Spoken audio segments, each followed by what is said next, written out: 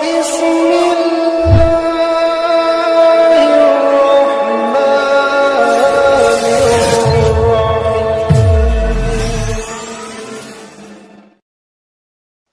kesempatan malam hari ini, kita akan membahas salah satu di antara akad di dalam Islam yang menunjukkan keluhuran budi seorang mukmin, yaitu tentang ad-dhiman awid doman.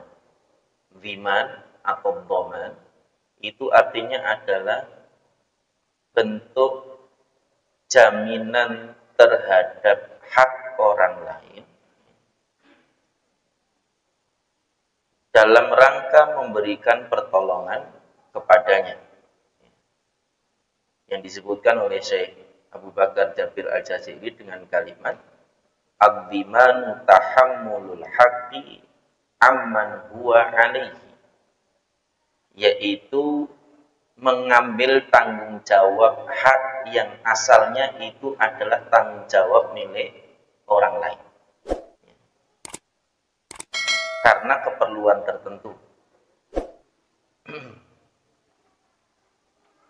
Yang disebutkan oleh Syekh Abu Bakar Jabir Al-Jazairi, wali sahibil haqqi mutalabatuhu bihaqqi wa illam yafi taliba sahibul haqqi al-madmun. Kalau kemudian yang dijamin tadi itu mampu memenuhi tanggung jawabnya, maka yang menjamin dia tidak menanggung. Tapi ketika kemudian yang dijamin tadi tidak mampu memenuhi tanggung jawabnya, maka yang menjaminlah itu yang menanggung.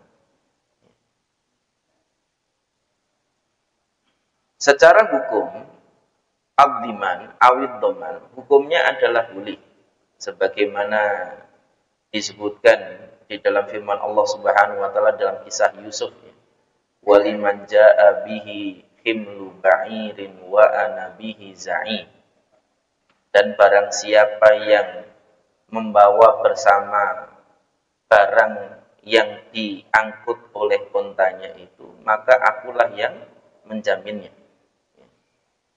Sebagaimana juga sabda Nabi SAW, az-za'imu gharimun, bahwa orang yang menjamin hak orang lain tadi, maka dia seperti orang yang berhutang, dia harus memenuhi atau menjamin bahwa hak tadi itu terpenuhi.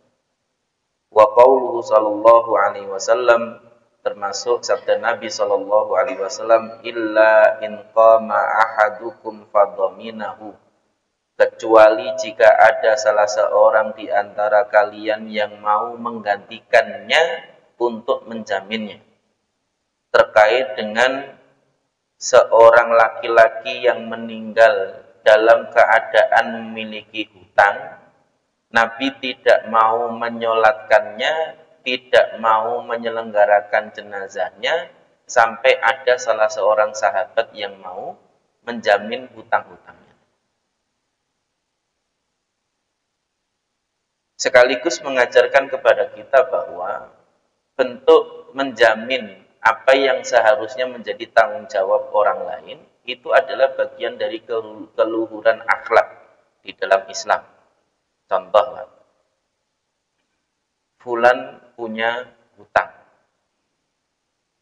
kemudian dia bangkrut, tidak bisa bayar hutang.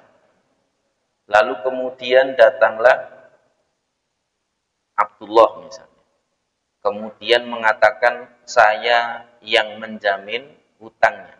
Maksudnya saya yang akan menggantikan dia menjadi pembayar hutang. Bukan karena hiwalah. Berbeda dengan hiwalah. Kalau hiwalah kemarin itu kan seseorang punya hutang. Misalnya si fulan punya hutang kepada si A. Kemudian si A punya hutang kepada si B, di mana jumlah hutang si fulan kepada si A dengan jumlah hutang si A kepada si B jumlahnya sama.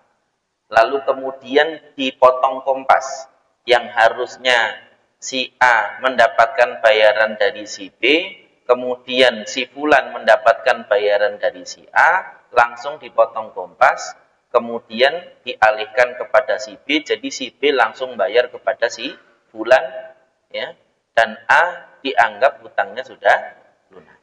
Ya. Itu hiwalah. Berbeda dengan doman. Doman itu tidak ada timbal balik di sana, maksudnya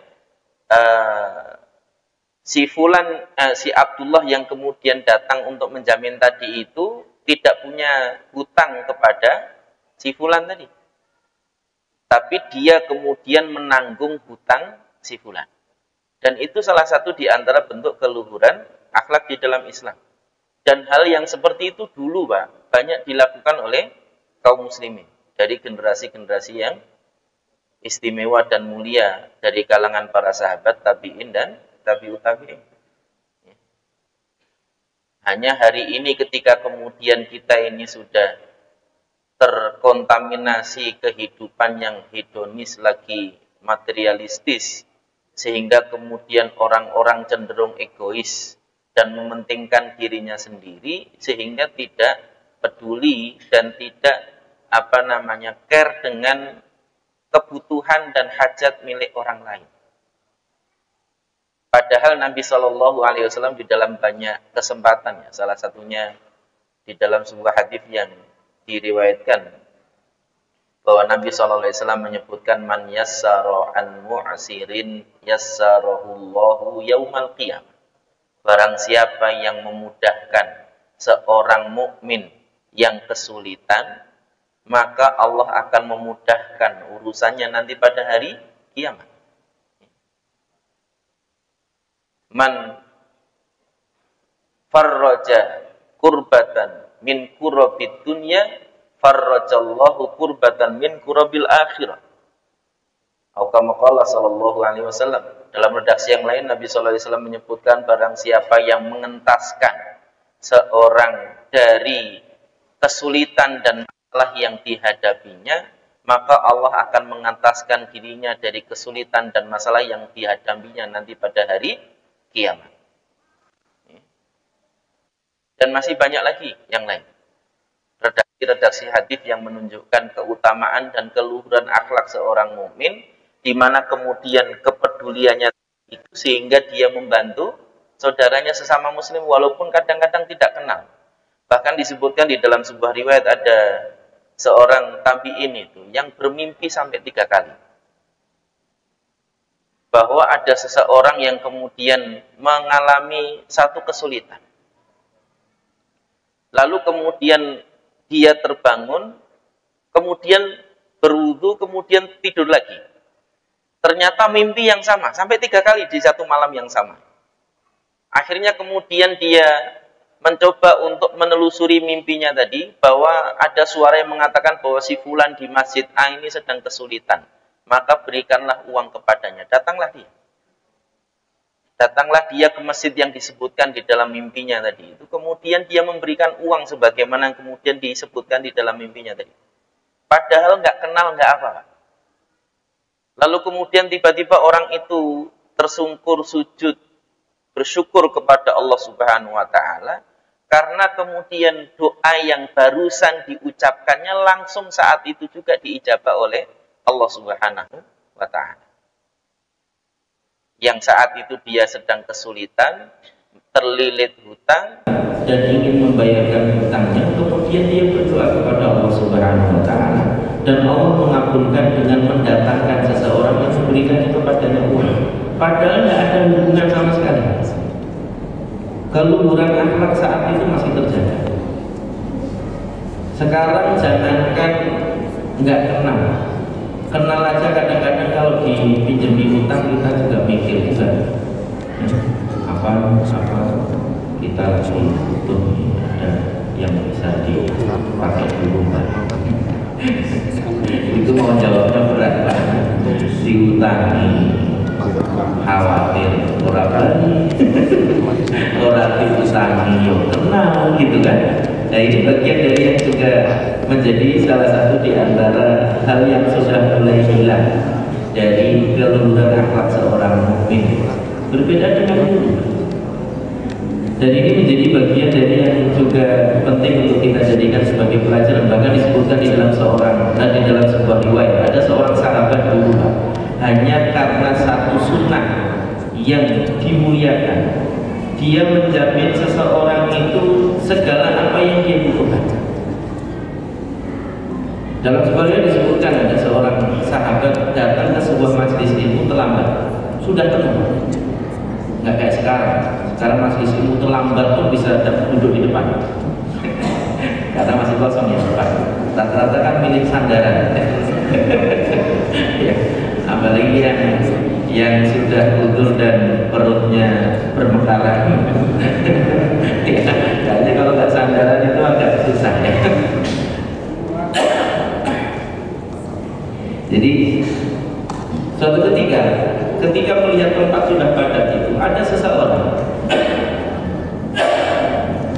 dari yang duduk di majelis itu, ibarat kursi Pak, dia geser sehingga hanya sebelah bagian yang dia gunakan untuk duduk saja yang kemudian dia duduk, sebelahnya gantung, sehingga masih tersisa setengah kursi. Lalu kemudian sahabat yang baru datang tadi persilahkan. Jadi seorang tabiin tadi itu tahu betul bahwa dia adalah sahabat Nabi. Karena dia baru datang, orang-orang nggak ada yang mau geser, dia geser. Walaupun akhirnya dia harus berbagi tempat duduknya tadi. Berarti di kursi Pak, dia duduk cuma setengah ini. Setengahnya diberikan kepada siapa? Mengamalkan firman Allah Subhanahu Wa Taala, "Fafsahu yafsakillahu lakum." Ya, maka longgarkanlah tempat dudukmu, maka Allah akan melonggarkan tempat bagimu. Ya. Mengamalkan satu ayat itu. Lalu kemudian setelah majelis itu selesai ditanya, kenapa engkau melonggarkan tempat dudukmu, sedangkan yang lain-lain tidak ada yang mau geser? Saking padatnya tadi, bukan karena nggak mau geser, karena memang sudah padat. Sudah padat rapat. Ibarat kalau yang datang Ustaz Haji Hidayat itu kan dari siang acaranya habis isya atau habis maghrib, dari siang sudah padat, rebutan tempat yang paling depan kan? Ya, ibarat ya kayak gitulah ya. Jadi sampai kemudian akhirnya dijawab oleh seorang tabiin tadi itu, sesungguhnya engkau adalah sahabat Nabi yang mulia, dan aku ingin mengamalkan apa yang diperintahkan oleh Allah Subhanahu Wa Taala. Fafsahu yafsahillahu lakum. Lalu kemudian ditanya oleh sahabat tadi, kamu punya istri? Punya. Berapa? Satu. Ya, kayak kita jawabnya. Punya anak berapa? Ada 5 misalnya. Tapi ini bukan curhatan saya, bukan. Walaupun saya anaknya 5. Ceritanya begitu. Sampai akhirnya kemudian sahabat tadi mengatakan, kamu tahu rumah besar yang ada di tengah kota Madinah itu, ini yang di jalan kalau kita nyebutkan di jalan Antasari misalnya, di jalan apa yang bergengsi Kartini misalnya gitu kan, yang ada jalan Tengku Umar misalnya, atau jalan Sultan Agung misalnya kan, tahu sekarang rumah itu menjadi milik, itu adalah rumah, sekarang rumah itu menjadi milik, dan seluruh kebutuhan yang kamu butuhkan dan keluargamu, aku yang menjamin. Termasuk apa yang menjadi keperluan dari pembantu-pembantumu yang membantumu di rumah itu, aku yang menanggungnya. Ternyata nggak berhenti di situ, dia masih ngomong lagi. Kamu tahu kebun yang ada di pinggiran kota Madinah, menyebutkan satu tempat. Tahu? Itu adalah kebun kurma milikku, sekarang menjadi milikku. Dan aku menjamin kebun kurma itu untukmu beserta budak-budak yang bekerja di dalamnya. Aku berikan semuanya untukmu dan aku yang menanggung biaya mereka. Satu sunnah aja dikerjakan. Ya. Satu perintah Allah dan Rasulnya yang dikerjakan. Begitu apresiasi seorang sahabat terhadap seorang tabiin yang kemudian memuliakan dirinya sekaligus mengamalkan perintah Allah dan Rasulnya tadi. Dan ini menjadi salah satu di antara bentuk contoh kemuliaan akhlak yang Allah mendatangkan rezeki itu sangat luar biasa, yang kadang-kadang nggak terduga.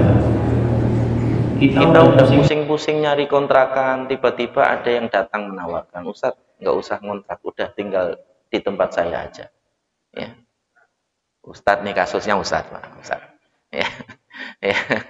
Jadi atau kemudian tiba-tiba ada orang yang datang, apa Pak, airnya habis ya? Ya. Udah ngambil di tempat saya aja, nggak usah repot-repot jauh-jauh ke sini. Atau kalau perlu saya anterin airnya misalnya. Tapi sudah ada air Pak, aman sudah. Saya nggak perlu ngangsu lagi, udah alhamdulillah. Ya. Jadi yang seperti itu adalah bentuk dhiman tadi itu yang merupakan bentuk keluhuran akhlak seorang mukmin. Hukum-hukum terkait dengan dhiman yang perlu kita perhatikan adalah yang pertama, yu'tabaru fid dhimani ridhad dhamin ammal madmun fala ibrata biridhahu. Bahwa bentuk penjaminan itu yang dijadikan tolok ukur adalah ridho dari yang menjamin. Adapun yang dijamin tidak dimintai keridhoannya. Ya. Jadi contoh misalnya, udah utang kamu saya yang bayar. Kalau misalnya yang dijamin tadi mengatakan, udah nggak usah, saya akan bayar sendiri. Ya, itu tetap dijalankan dhimannya tadi.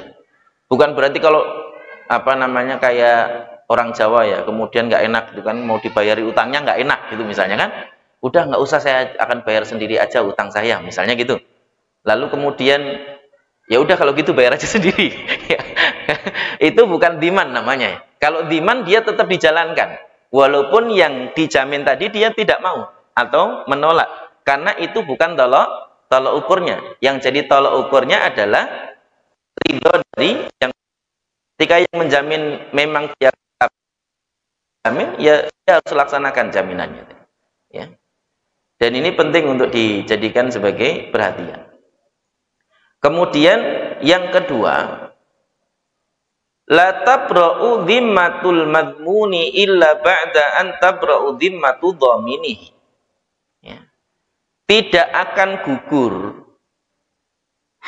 tanggung jawab orang yang dijamin kecuali setelah gugur tanggung jawab dari yang menjamin.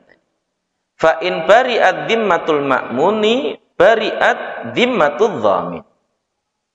Tapi kalau kemudian ternyata tanggung jawab yang dijamin tadi itu sudah terpenuhi, maka otomatis tanggung jawab yang menjamin juga gugur. Ya. Contoh, Abdullah punya utang 100 juta misalnya. Kemudian datang kawannya, Sa'ad misalnya.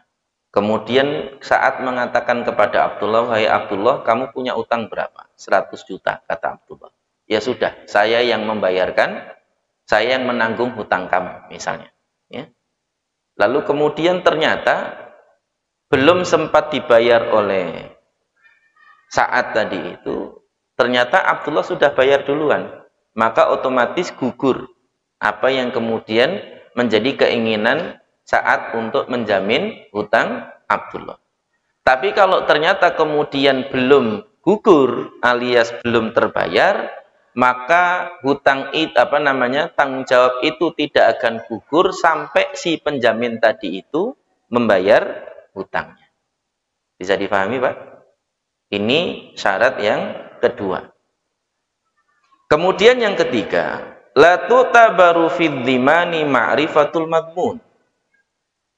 Tidak disyaratkan untuk menjamin hutang seseorang itu harus dengan sepengetahuan yang dijamin. Contoh tadi kasus Sa'ad dengan Abdullah. Abdullah punya utang 100 juta. Sa'ad ingin menjamin hutang Abdullah, meskipun tanpa sepengetahuan Abdullah, sah dhimannya. Jadi ketika kemudian Sa'ad datang kepada orang yang dihutangi oleh Abdullah tadi, udah hutang Abdullah berapa? 100 juta. Udah saya yang bayar. Abdullah bebaskan dari hutangnya. Kemudian nanti ketika Abdullah bayar, ya, maka si pemilik piutang tadi akan mengatakan hutangmu sudah lunas, ya. Dan ini bagian dari salah satu di antara hukum terkait dengan dhiman. Jadi tidak disyaratkan harus dengan sepengetahuan yang dijamin. Id yajuzu ayyut minur rajulu man la ya'rifuhul battah. Karena secara hukum sah seseorang itu menjamin orang lain yang tidak kenal sama sekali pun, ya. Yang tidak kenal sama sekali pun sah jaminannya. Dan itu bukan hanya terkait dengan urusan harta, bahkan terkait dengan urusan nyawa juga demikian. Jadi kalau misalnya ada seseorang harus dihukum kisos misalnya, dengan dipancung misalnya, karena dia melemparkan misalnya kopernya menjatuhi seorang anak mati, ya, karena kopernya berat tadi, walaupun dia nggak sengaja, karena pihak keluarga si anak tadi itu menuntut untuk kisos, maka dikisos.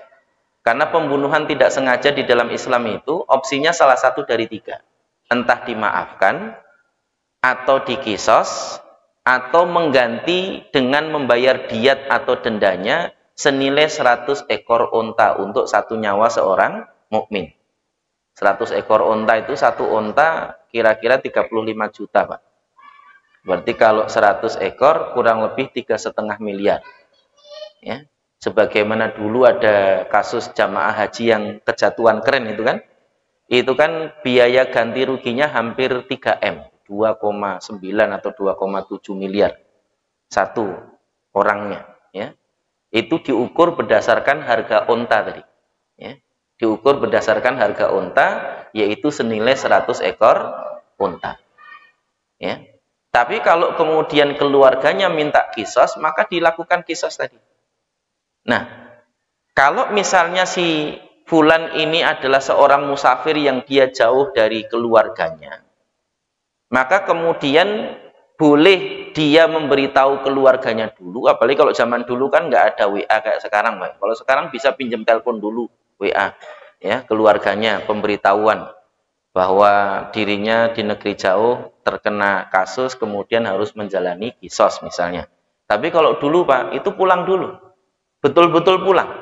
Jadi yang menjamin tadi itu, dia menjaminkan dirinya kalau dia tidak sampai tepat waktu sebagaimana yang dijanjikan, nanti yang dihukum adalah yang menjamin tadi. Jadi dhiman itu bukan hanya terkait dengan harta saja, bahkan terkait nyawa juga bisa. Dan itu salah satu di antara bentuk keluhuran akhlak seorang mukmin tadi. Dan itu dulu pernah terjadi pada masa para salaf. Ya. Sampai akhirnya kemudian ketika melihat yang dijamin, padahal nggak kenal, tapi karena melihat yang dijamin tadi itu tergopoh-gopoh sampai berkeringat, ditunggu-tunggu sampai matahari tenggelam, tibanya itu pas beberapa detik sebelum matahari tenggelam, sambil ngos-ngosan karena dia terus berlari karena khawatir yang menjaminnya tadi itu dipancung menggantikan dia. Ketika ditanya, kenapa kok kamu terlambat, kudanya mati di tengah jalan. Ketika kemudian dia harus berlari untuk mengejar waktu tadi itu, akhirnya kemudian dia sampai, akhirnya si penjamin dilepaskan dari tanggungannya dan dia yang akan dipancung. Tapi keluarganya melihat ketulusan dan kesungguhan tadi itu, kemudian memaafkan si pembunuh tadi itu yang tidak sengaja membunuh anggota keluarganya. Akhirnya kemudian dimaafkan. Ya, akhirnya kemudian tidak jadi dipancung, sekaligus tidak diminta untuk membayar dia.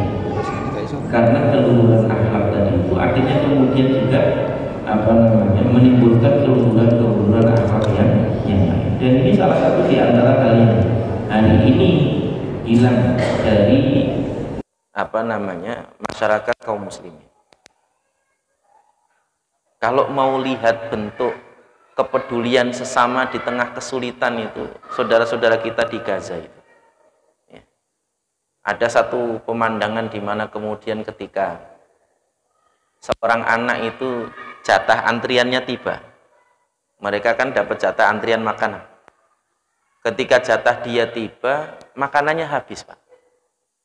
Ada sebagian anak itu ngoret-ngoret, apa ngoret-ngoret itu? Apa namanya? Mengais apa yang tersisa dan nempel di pancinya itu, dikais apa? Sekedar untuk dimakan ala kadarnya. Dia masih terbengong-bengong gitu ketika yang lain sudah mengais apa yang ada di itu. Dia masih terbengong-bengong bingung. Giliran jatah dia kok sudah habis. Ya ibarat kita antri premium dulu, Pak. Giliran pas kemudian jatah kita belum, maaf Pak, sudah habis. Itu kira-kira rasanya kayak gitu, Pak, ya. Apa sudah lupa, Pak, dengan premium ya? Sekarang pertalit ya. Ya. Akhirnya kemudian apa yang terjadi?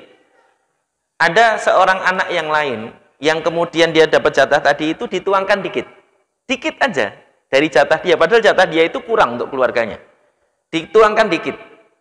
Melihat hal itu, anak-anak yang lain melakukan yang sama, melakukan dikit juga, dikit juga, dikit juga. Akhirnya dia bisa membawa sesuatu yang bisa dia bawa ke keluarganya tadi. Ya. Bayangkan, Pak, kesulitan. Mereka pun tetap menanggungnya bersama-sama. Dan tetap gigih dan tabah serta bertahan meskipun dengan kesulitan yang ada. Lah kita loh, Pak, pandemi gurjarine aja masker ditimbun. Sampai pernah mahal saat itu kan. Biasanya masker kur 20.000 isi 30, isi 40, Pak. Kadang isi 25, ya kan? Satu box itu. Isi 20. Bisa sampai 250.000 atau berapa ratus ribu dulu. Satu box masker. Padahal pandemi baru awal-awal. Orang kesehatan yang ngurusi pasien COVID-nya cari APD susah, ini ada orang kaya jalan-jalan ke pasar pakai APD. Ya kan?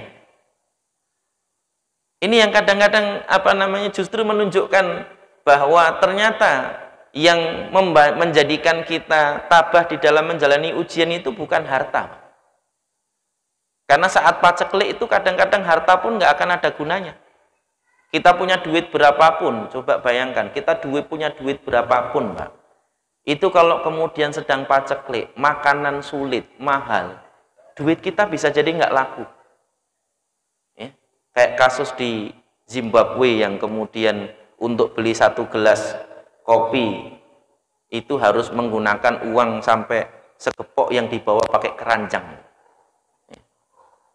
Karena uang selembarnya nilainya sangat kecil. Itu ketika kasus paceklik bisa jadi seperti itu. Itulah kenapa kemudian di dalam Islam itu yang diajarkan untuk kemudian kita berbagi itu bukan tentang uangnya sebenarnya. Tapi lebih kepada kepedulian kepada sesama, terutama terkait dengan makanan. Zakat fitrah, makanan. Fidyah, makanan. Ya kan?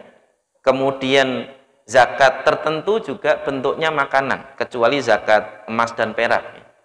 Zakat pertanian kan juga hasil tani. Dan banyak hal yang kemudian terkait dengan syariat, termasuk kafarat pun makanan. Seseorang melakukan jima di siang hari bulan Ramadan misalnya, kafaratnya kan memberi makan 60 orang miskin. Kalau dia nggak bisa puasa 2 bulan berturut-turut, ya kan? Lawang puasa 1 bulan aja jebol. Gimana mau puasa 2 bulan berturut-turut? Akhirnya dia memberi makan 60 orang miskin. Memberi makanan, Pak. Dan itu selalu banyak yang terkait dengan makanan, bahkan apa yang kemudian disampaikan oleh Nabi ketika ditanya oleh Aisyah, wahai Nabi, siapakah yang lebih layak untuk aku berikan kalau aku punya kelebihan makanan? Kata Nabi SAW, man akroba minki baba, siapa yang lebih dekat pintu rumahnya dengan pintu rumahmu? Menunjukkan bahwa kepedulian itu dilatih dan dibangun, Pak. Nggak bisa ada dengan sendirinya. Dulu kita mengenal sifat yang kemudian diajarkan dalam P4 itu kan, penataran P4 dulu, salah satu sifat yang menjadi sikap yang terpuji itu kan tenggang rasa, saling peduli, memberikan empati sekaligus simpati kepada saudaranya, tetangganya, kerabatnya, atau siapapun yang dia kenal. Bahkan Islam mengajarkan kepada kita bukan hanya yang dikenal, bahkan yang tidak kenal sekalipun. Ya. Dan ini menjadi salah satu di antara bentuk keluhuran akhlak di dalam Islam. Ya. Li'anna dzimanu tabarru'un wa ihsan. Karena dziman tadi, bentuk penjaminan tadi itu adalah sikap ihsan, perbuatan baik sekaligus tabarruk. Tabarruk itu artinya sedekah. Sehingga sedekah itu tidak disyaratkan harus diketahui oleh yang menerima sedekah. Ya. Sampai dulu itu ada, Pak, salaf itu yang tidak diketahui bahwa dialah yang memberikan makan sepanjang dia hidup kepada fakir miskin di sekitarnya itu, kecuali dia setelah dia mati. Dia bersedekah.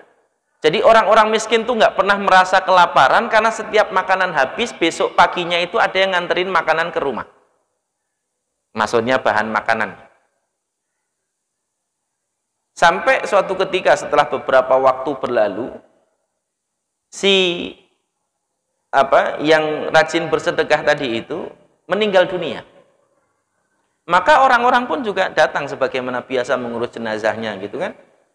Ketika kemudian yang memandikan jenazah itu memandikan jenazahnya tadi itu, dia kaget. Ini orang kaya, pembantunya banyak kok punggungnya hitam, seperti sering ngangkat beban berat gitu kan. Sering mikul gitu maksudnya. Padahal dia orang kaya, maksudnya pembantunya banyak dan lain sebagainya. Dan itu disadari setelah beberapa waktu, beberapa minggu si fulan tadi itu meninggal dunia. Orang-orang miskin itu buka pintu rumah, loh kok nggak ada lagi gantumnya. Besoknya lagi, beberapa waktu lagi dibuka lagi, loh kok nggak ada lagi gantumnya.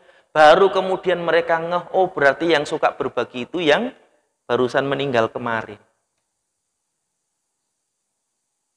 Bayangkan, Pak, bersedekah bertahun-tahun nggak ada seorang pun yang tahu. Bahkan dulu, bagaimana sikap para salaf di dalam menjaga keikhlasannya. Sampai istrinya pun nggak tahu selama 40 tahun dia sholat malam. Kita juga istri kita nggak tahu, Pak, karena memang kita nggak bangun. ya. Kalau dulu salaf itu bangun sholat malam, Pak, 40 tahun istrinya pun nggak tahu kalau dia itu selalu sholat malam.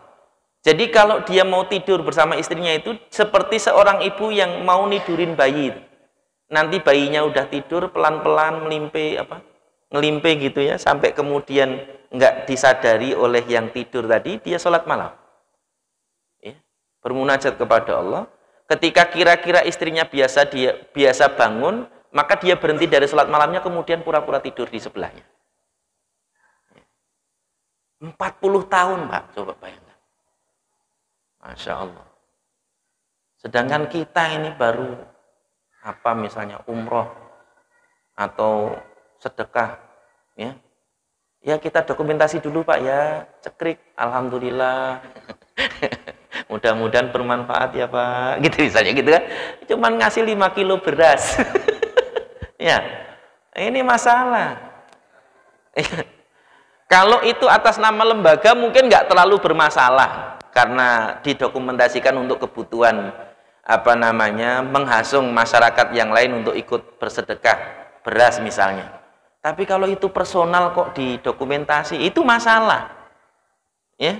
Dan ini menjadi bagian dari yang juga penting untuk kita jadikan sebagai pelajaran bagaimana Islam mengajarkan kepada kita keluhuran akhlak tadi itu. Ya.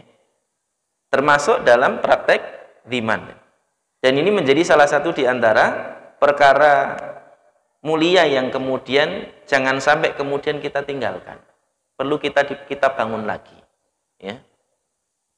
Ingat, Pak, bahwa muamalah itu aktivitas kolektif. Maksudnya aktivitas kolektif itu satu berbuat itu akan berpengaruh kepada yang lain. Kan dulu sempat ramai itu sedekah Jumat, ya. Sampai ada yang naruh gerobak di depan, siapa saja boleh mengambil, siapa saja boleh mengisi. Tapi kebanyakan yang ngambil daripada yang ngisi. Itu masalahnya, ya. Awal-awal iya banyak yang ngisi, banyak yang ngambil, gitu kan? Akhirnya kemudian sampai kemudian makin kesini ya kayak kita ini kan seringkali beramal kan gitu, Pak. Anget-anget tai ayam, angetnya cuma sebentar maksudnya. Habis itu anyep-nyep gitu ya, nggak ada angetnya sama sekali, ya. Cuman beramalnya sebentar aja. Ya, euforia sebentar, habis itu bles, hilang. Ya sama kemarin kita membela Palestina itu euforianya cuma sebentar aja. Coba sekarang kita lihat postingan WA-nya, masih ada yang posting tentang Palestina. Ya. Dari sekian banyak mungkin hanya sekian persen aja. Kembali ke posting dagangan lagi, ya. Kembali ke posting apa lagi gitu. Ya. Dan ini penting untuk kita jadikan sebagai perhatian. Mereka sampai hari ini, Pak, masih gigih untuk melakukan perlawanan. Meskipun tanpa bantuan, sampai kemudian terungkap dari seorang ibu yang kemudian mengatakan, biarlah kami yang membebaskan Al-Aqsa. Kalau bukan kami, maka anak-anak kami. Kalau bukan anak-anak kami, maka cucu-cucu kami. Ya, kami tidak membutuhkan bantuan selain Allah Subhanahu wa Ta'ala. Ini penting untuk kita jadikan sebagai pelajaran bagaimana ketabahan dan kegigihan itu ada. Ketika iman itu tertanam di dada mereka, sampai tataran anak-anak, bukan hanya dewasa. Kalau dewasa beriman mudeng itu lumrah, Pak. Tapi kalau sampai tataran anak-anak itu istimewa. Berarti orang tuanya mengajarkan dan menanamkan iman kepada mereka juga sangat luar biasa. Dan ini penting untuk kita jadikan sebagai pelajaran. Kita harusnya banyak malu dengan saudara-saudara kita di Palestina. Kita ini dengan kemudahan akses untuk melakukan segala hal. Tapi ketika kemudian tadi melakukan satu kebaikan, seringkali hanya angat-angat tai ayam tadi itu aja. Cuman sebentar, habis itu hilang. Ya. Semangat di depan, habis itu futur. Ya. Semangat kemudian beberapa saat, habis itu kembali lagi ke sebelumnya. Sebagaimana kebanyakan ibadah Ramadan kita itu kan ramainya cuma di awal sama di akhir aja. Tengahnya sepi, Pak. Ya. Itikaf itu pun kadang-kadang cuma pindah tidur doang. Ya, perlengkapannya komplit, bantal, kasur. Ini mau pindah tidur apa mau itikaf? Ya. Ini bagian dari yang juga penting untuk diperhatikan. Sampai ada tempat-tempat favorit untuk nyempil tadi itu di tempat-tempat itikaf tadi itu. Kenapa? Ya kalau misalnya itu bisa sampai subuh nggak dibangunin itu kalau di situ. Ya kenapa? Orang nggak tahu kalau ada yang tidur di situ gitu misalnya. Ini bagian dari yang juga penting untuk dijadikan sebagai pelajaran bagi kita. Yang kadang-kadang kita justru mencari kesempatan di tengah kesempatan untuk bisa melakukan ibadah sebaik mungkin. Untuk kemudian kita bisa meninggalkan ibadah itu. Padahal saudara-saudara kita berusaha untuk beribadah dengan sebaik-baiknya, meskipun dengan segala macam bentuk kesulitan. Loh, saudara-saudara kita itu mau ibadah di masjid, masjidnya dibom. Mau ke Al-Aqsa dihalangi. Ya. Walaupun kemarin sempat sampai 7.000 atau 15.000 orang, terbanyak sejak beberapa tahun terakhir yang sholat Jumat di Masjid Al-Aqsa. Beberapa waktu yang lalu. Dan ini menjadi bagian dari yang harusnya menjadi pelajaran bagi kita. Harusnya kita malu. Kita ini mau pakai apa aja tinggal milih, mau pakai mobil, mau pakai motor, tinggal milih, Pak. Walaupun nggak punya ya tinggal klik Grab atau Maxim atau apa. Punya mobil kita, ke masjid atau kemana, tinggal milih. Mobilnya pun bisa milih mau Ayla, mau Mobilio, mau apa bisa milih. Ya. Dengan kemudahan seperti itu kadang-kadang kita justru malah tidak bersemangat. Sedangkan saudara-saudara kita yang penuh dengan kesulitan tadi itu, mereka tetap gigih dan bersemangat di dalam memperjuangkan agama ini. Dan ini penting untuk kita jadikan sebagai pelajaran bagi kita. Kemudian berikutnya, la dhimana illa fi haqqin thabitin fi dhimmah. Tidak ada dhiman atau dhaman kecuali pada hak yang sifatnya tetap dalam tanggungan, ya.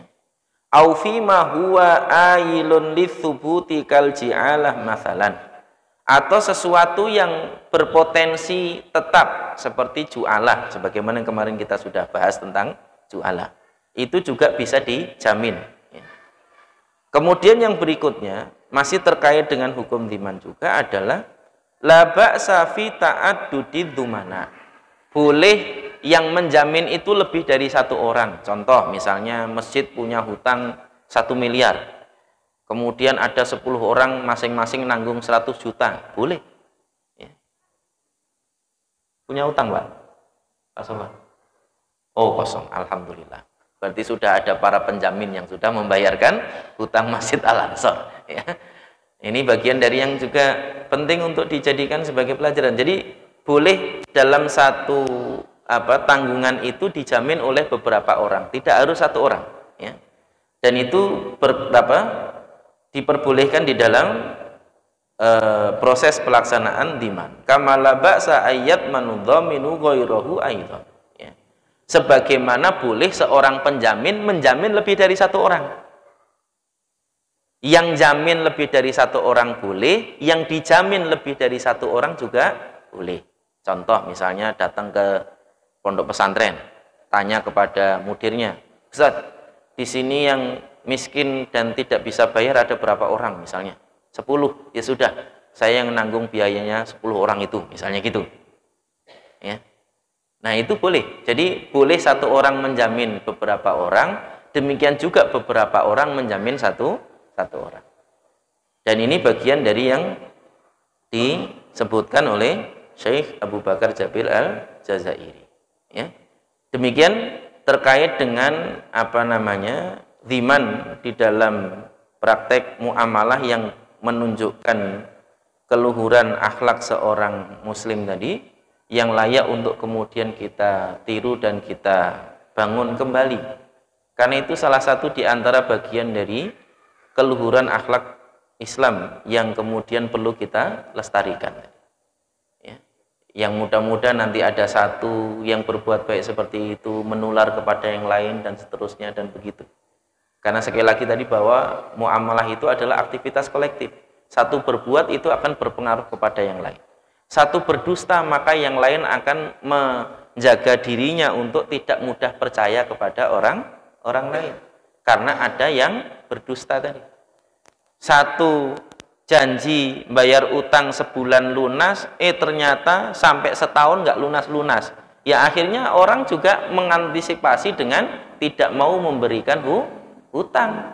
Padahal sebenarnya menghutangi itu adalah sebuah kebaikan. Membantu saudaranya di dalam memenuhi hajatnya tadi. Ya. Kalau kemudian ternyata dibayarkan, dia mendapatkan pahala membantu saudaranya yang kesulitan.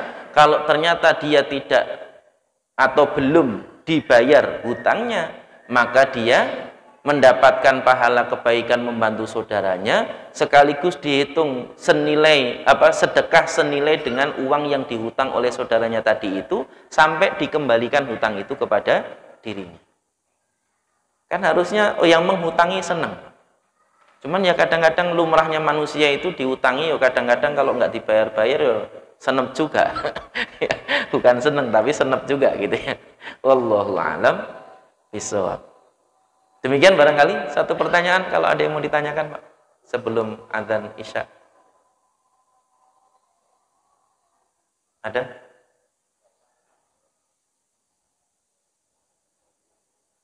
Monggo.